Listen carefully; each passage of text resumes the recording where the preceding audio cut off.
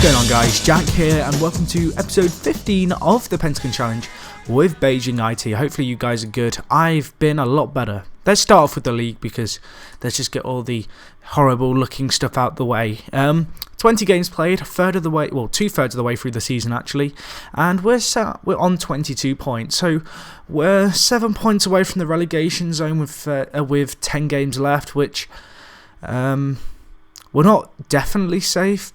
But looking at the points they've gained, they're averaging 7.5 points every 10 games. So you'd hope that, assuming mathematically, obviously I'd like to do a lot better than this, one more point should be enough to see us safe. Obviously that can change and I definitely want to get more points. But it's looking like we're definitely going to secure a stable position in the Super League. You'll notice that we've slipped down the table a bit. When we were last here, after 10 games, we were actually like in 7th or 8th and we were doing well. We've dropped down to 11th. Fixtures, this does not look good. It doesn't make happy reading, really. How many games we played? We played 10, so 4, 5. Oh god, I don't want that up yet. 1, 2, 3, 4, 5, 6, 7, 8, 9, 10. Okay, so I believe the last game we played was against Changchun, which was a 0-0 draw, and that marked a fairly decent unbeaten spell of 7 games. And you'll see from, I guess, Yateng downwards, it's been pretty much a downward spiral up until the last 2 games, or the last 3 games, but 2 of the last 3 because the other one was 5-1. But what's happening this time, and this was something which, fuck the Olympic spirit.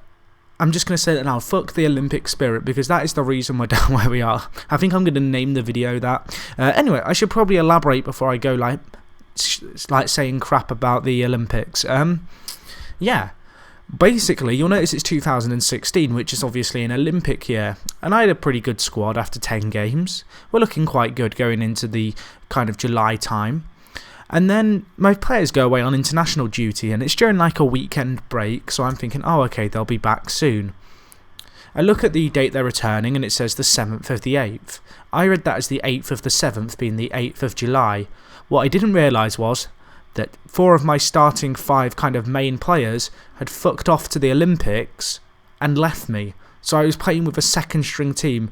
Kung Ho left, So left, Zeus left, and I think Zen left as well. So we really were left down and out of players. We lost basically 4 of our best 7 players, which when you're on a small squad like we have, that's huge. I was having to play with reserve players who aren't even generated, you know, the grey name players. I was having to play with them just because I didn't have any players. So, I don't want to rant for too long. Let's cover a few of these fixtures. Obviously, with these games having so many goals conceded, I can't afford to kind of go into games with every single one, so I'll just kind of talk about them a bit.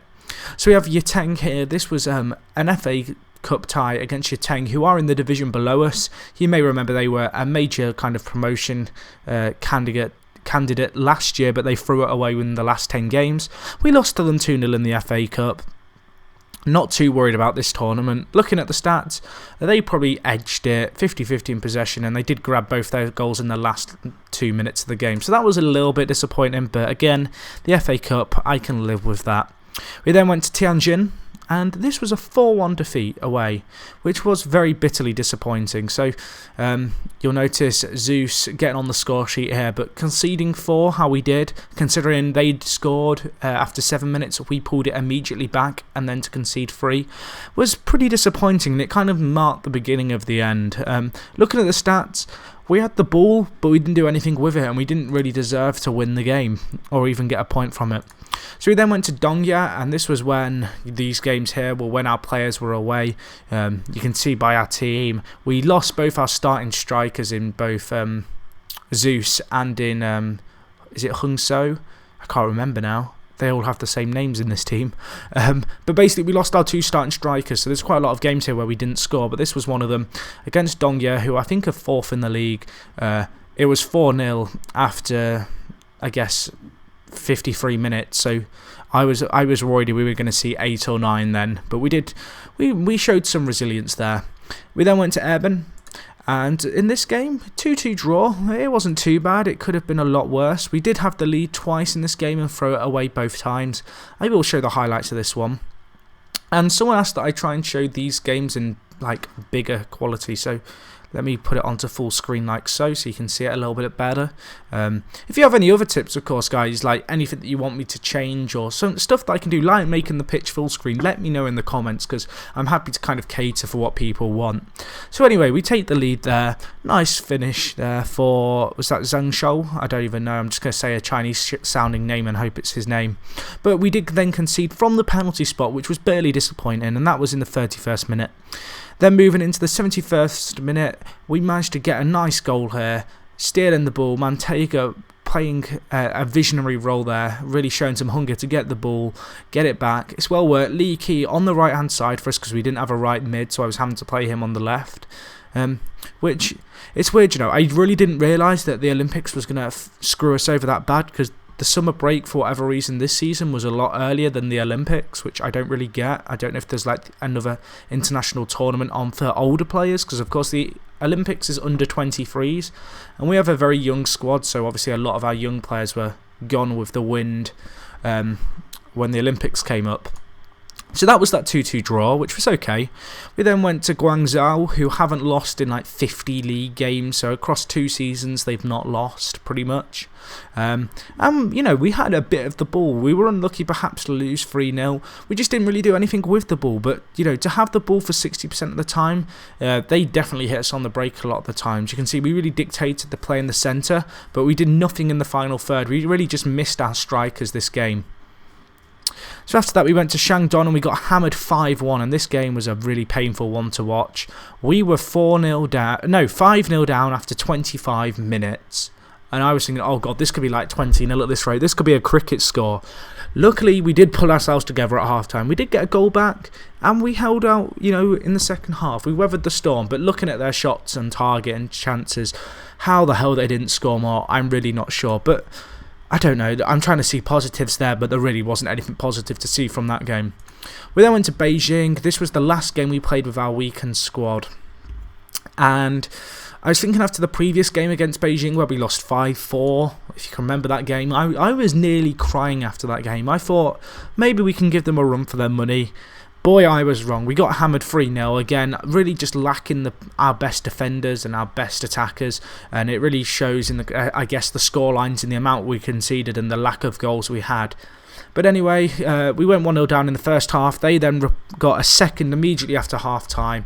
Really destroyed any hope of me thinking we could get anything out of the game. And I think it was only about 20 minutes later that they scored again, and confidence in the club was just really low here.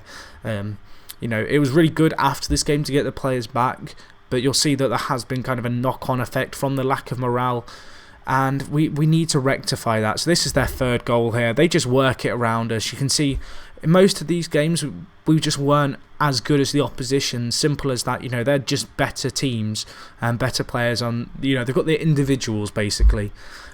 So anyway, that marked that defeat, which was again another really disappointing thing. We then went to Shenhua, and we won 4-0, which was when our players had come back. You'll see Kung Ho and Zeus both getting on the score sheet, and Hun So there. So let's watch this game, because I want to watch the positive things, the things that give me hope that we can still do something with Beijing IT. So this was cool. We probably didn't deserve to win it 4-0 looking at the stats, but we took our chances well, and credit to the players. They did a good job for us, so this was a well-worked goal. You can really see that we've got a bit more kind of dynamics when we have a full-strength squad. You can really tell that we were missing the 4 players. To come back and get a 4-0 win, a lot of our players kind of linking up. Zeus with the assist there for the 1-0 win. Then going into the second half, we scored a good goal on the break here, which was a complete counter-attack. From their throw-in in the corner of the pitch, Bim Bim making a run down the line. Hunso was there, and really, you know, just great play there. And then Zeus gets a tidy finish to make it 2-0 after 65 minutes. So that was good. And at this point, I really felt like we could push on and get a few more. And this was a good opportunity to get our confidence up. Again, hitting them on the break, really. Zeus, I guess, sillily giving away the possession here, but we really push up high and close them down. And we get the ball back in a sec. From their chance, and we just hit them really quick on the break. Quick, fast, high tempo passing football. It's kind of what I encourage with a lot of my teams, and And we might not have the best individual quality, but as a team we've got some really talented players, and that was another great goal. Zeus, an essential part of the kind of, I guess, play. And then we got a final goal from a corner, Wang Zhong, there to get a cheeky header on the back post. So it was at that point I was kind of, yes, we can really do this now. And then we went to Lianeng, who are really big in China. However, when we played them before, last year they'd been relegated. This year they've looked really like a good team. You can tell by the number of their supporters they're a very good team. Just looking at the stats here, it was disappointing. How did this go? We were 4-0 down at one point. It was okay to see a goal, but it was an own goal.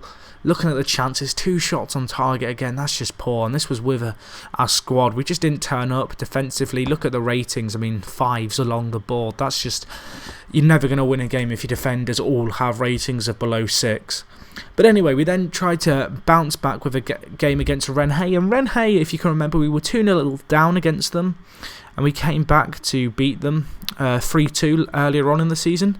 This time, we beat them 3-0. And I mean, this is a team who are 5th in the league. They are challenging for the Champions League spot in, the 4th position. And we hammered them 3-0 at home, which was a great kind of result to see. Good to see Hung So getting on the score sheet. Wallace getting his first goal for the club. I will come on to Wallace in a second. He was a new transfer in.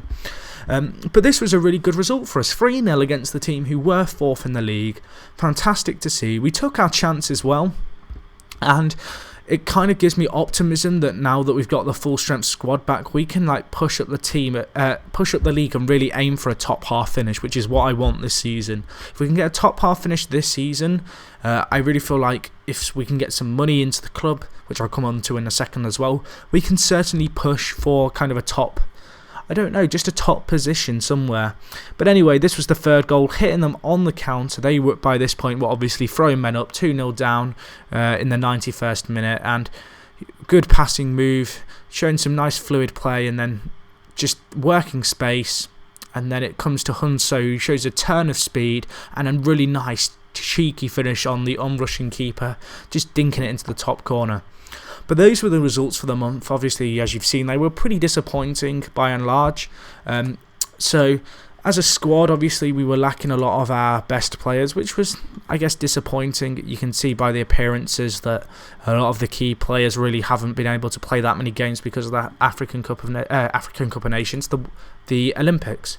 Has anyone been watching the African Cup of Nations? I mean, today, as I recall this, it was the South Africa game where Cape Verde and South Africa qualified. It was actually okay, but I have been watching it up until this point, and I've not really been that impressed.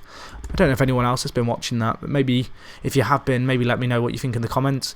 But anyway, let's move on to transfer history. Enough rambling about the African Cup of Nations. So, this season, what's happened? Well, since the kind of winter break, we've let a few players go. We let Zhang Ziquan go out on a free. He was a player who we brought in to play like a spare right back last year. He's only made a handful of appearances for the club, and he really didn't do anything in that time. So he was a little bit disappointing. We then let Mailton go, who of course was our left back. I've sold him to Beijing for £250,000, which I feel like it was a decent sum of money to get for him. And you'll see that I've brought in a new Brazilian called Wallace, who's a centre back, and I kind of wanted a stronger centre back, and we've got adequate cover for the left back position in youth, so I kind of felt okay letting him go. Then sent Zhao Jun on loan to Baxi. Zhao Jun's just he's like a backup centre mid, but again, he's not really had that much opportunity. We've been fairly fortunate with injuries lately, and so we've not really missed him. And then we've got Zhong, who has left the club. Again, he was another backup player. He only made 4 appearances for the club. Oh wait, no, it doesn't even show. I think that's glitched. Just judged by the years. I think there's some bug going on here because I don't think any of my players' histories are showing up properly. But we let him go too. As for on the ins, let's get the transfer centre back up quickly. We brought in 2 players. We brought in Wallace and Abdullah. Wow, I didn't even realise that was his name. Okay, well, this is Abdullah. Wow, regen names. That's quite funny. He's a Bahrain international, under 21 level, 10 goals in 13 games. He's going to be a backup forward this year. Looking at his stats, he lacks creativity, but he's got some pace and some attacking presence behind him. He's only on £150 a week, and he's 21, so he's got some potential. And the other signing I brought in was Wallace, who is a Brazilian centre-back. He is a very kind of, I guess, physically prominent player in the area for our league. And I mean, if I put him in comparison to... where's Bai? Where is Bai? He's not there. One sec. Let me get Bai up, because he's the other centre-back. And if you watch my centre-back video, you'll know that I like to play with a stopper and a coverer. And these two guys are a perfect example of a stoppering and covering combo. I mean, they're very similar in many respects, but Bai has a little bit more pace and makes the better covering player, whereas Wallace has a little bit more about him in the air and, I guess, mentally. And he's also had a bit more creativity, but I'd play them both as limited defenders.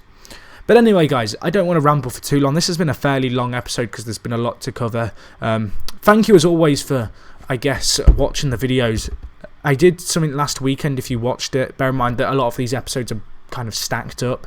But last weekend, I, of course, did 3 Pentagon challenges over a weekend, and my channel saw massive growth on that weekend. So I want to know if you guys would be interested in seeing something like that again sometime, because it worked really well, and I'm really happy with how it went, and people responded awesomely to it. And my subs, you guys, yes, my subs, you, like you, the person watching this the other side, thank you for watching the video. I'm just going on a bit of an emotional rant here, but basically, as I do this, it's Sunday and I hit 250 subscribers today. I honestly couldn't have dreamed I'd hit that many subs in such a short space of time. I mean, I'm averaging like 25 subscribers a day, which is mental. And I just want to thank you so much for, I guess, supporting me through this. And the likes on my videos are slowly creeping up, my views are slowly creeping up, and it's great to just see my kind of viewing audience growing. But I don't want to ramble on about this emotional crap, but it does honestly mean a lot to me. So, with that said, I hope you enjoyed the video. Next episode will be the end of season kind of recap with Beijing. As always, guys, please smash the like video if you enjoyed it. It only takes a second. And other than that, I will talk to you guys in a bit. It's me, Jack, and fuck the motherfucking Olympics.